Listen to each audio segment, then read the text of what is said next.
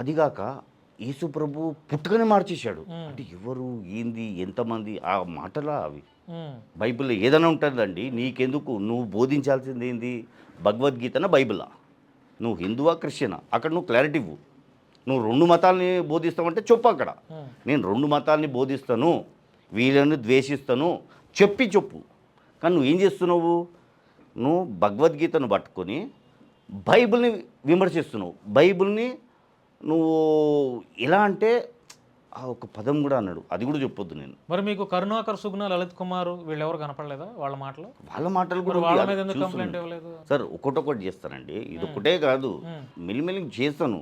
రాధా మనోహర్ దాస్ పైన ఇచ్చే బదులు ముగ్గురు పేర్లు కంప్లైంట్ ఇవ్వచ్చు కదా పిటిషన్లో. వాళ్ళది కూడా తీస్తాను. ఉమ్, వాళ్ళదని కాదు, ఎవరైనా ఉండనియండి, నా ప్రాసెస్లో నేను ఉన్నాను, చెప్పను వీలు అని చెప్పను. ఉమ్.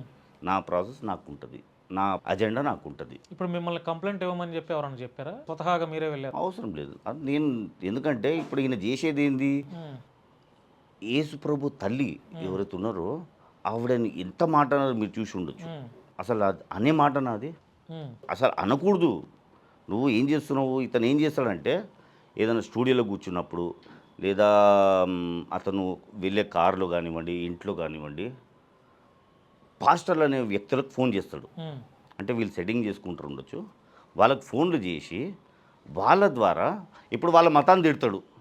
వాళ్ళ మతాన్ని, వాళ్ళ పుస్తకాన్ని, వాళ్ళ దేవుళ్ళని తిట్టిన తర్వాత వాళ్ళు ఊరుకుంటారా?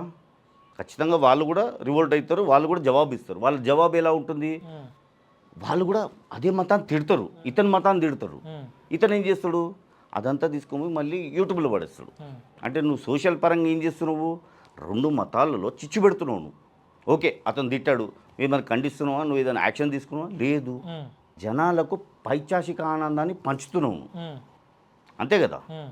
ఇతను చేసేది జనాలని పైచాసిక ఆనందాన్ని పెంచడము, ద్వేషాన్ని పెంచడం. పాస్టర్ అజయ్ బాబు అనే వ్యక్తి అంటే ఈ మధ్య కాలంలో సోషల్ మీడియాలో ఆయన మాట్లాడుతూ ఉన్నాడు రాధా మనోహర్